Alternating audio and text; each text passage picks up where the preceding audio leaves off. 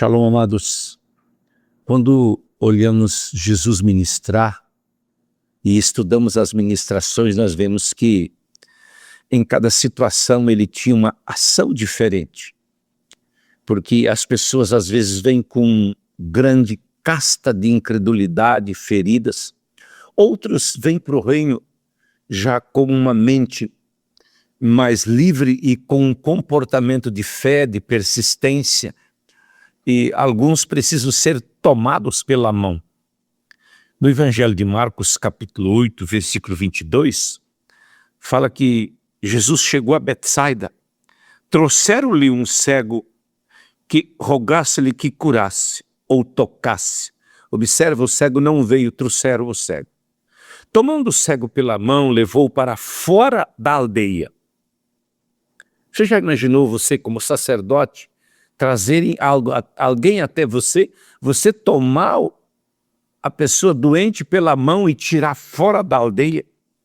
Diz, tomando o cego pela mão, levou-o para fora da aldeia. E ali, cuspiu-lhe nos olhos e, impondo-lhe as mãos, perguntou-lhe se via alguma coisa. Levantando ele os olhos, disse, vejo os homens, mas vejo como árvores que andam. Depois tornou a pôr-lhe as mãos nos olhos. Ele, olhando firmemente, ficou restabelecido e já via de longe e distintamente a todos. Mandou para a sua casa, dizendo, não entres na aldeia. Em alguns lugares a religião, a tradição, o espírito familiar criam a mentalidade de incredulidade, fortalezas de incredulidade, que pessoas, por mais que você busque abençoá-la, tocá-la, ela tem dificuldade de receber. Quando Jesus discerniu isso, a primeira atitude dele foi tirar a pessoa daquele lugar. Depois ele ministrou com saliva aos olhos dele. Ele não viu, impôs as mãos sobre os olhos dele, tornou a impor as mãos.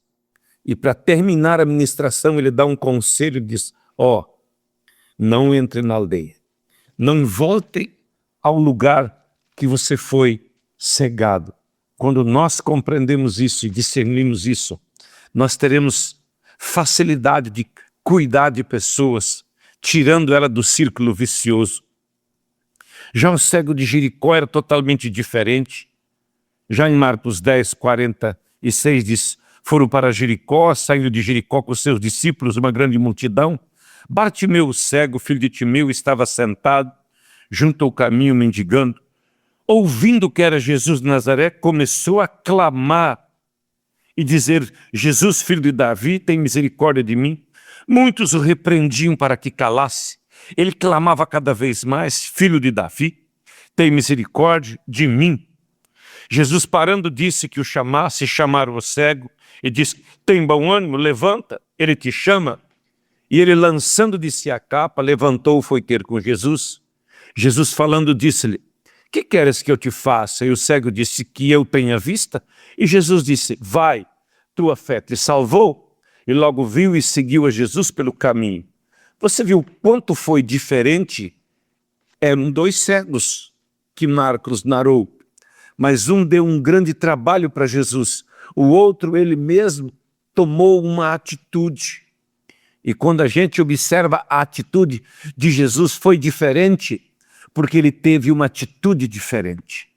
Às vezes tem pessoas que já estão tão abatidos que demora nós socorrer ele para que ele tome uma atitude. Já em João 9, Jesus relata sobre outro cego. Passando Jesus viu um homem cego de nascença. Seus discípulos perguntaram, mestre, quem pecou? Seus pais para que nascesse cego? Jesus respondeu, nem ele pecou, nem seus pais, foi para que se manifestasse nele as obras de Deus. Convém que eu faça as obras daquele que me enviou enquanto é dia. A noite vem quando ninguém pode trabalhar. Enquanto estou no mundo, sou a luz do mundo.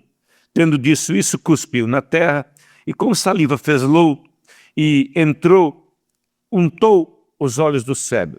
E disse, vai, lava-te no tanque de Siloé, que significa enviado. Foi, lavou-se e voltou vendo. Observa que houve 3 colocações de Jesus aqui. E ele teve que tirar do círculo vicioso. Outro, pessoas que cercavam ele dizia: cala-te, cala-te, não importuna, você não vai conseguir nada. Pois o cego teve atitude, por isso que Jesus disse: vê, tua fé te salvou. Agora esse outro aqui, os discípulos tinham uma curiosidade. Isso aqui vem de hereditariedade? Tem coisas que vêm de hereditariedade. Aquele ali, Jesus disse: não. Isso aqui era uma oportunidade de manifestar o poder de Deus, as obras de Deus.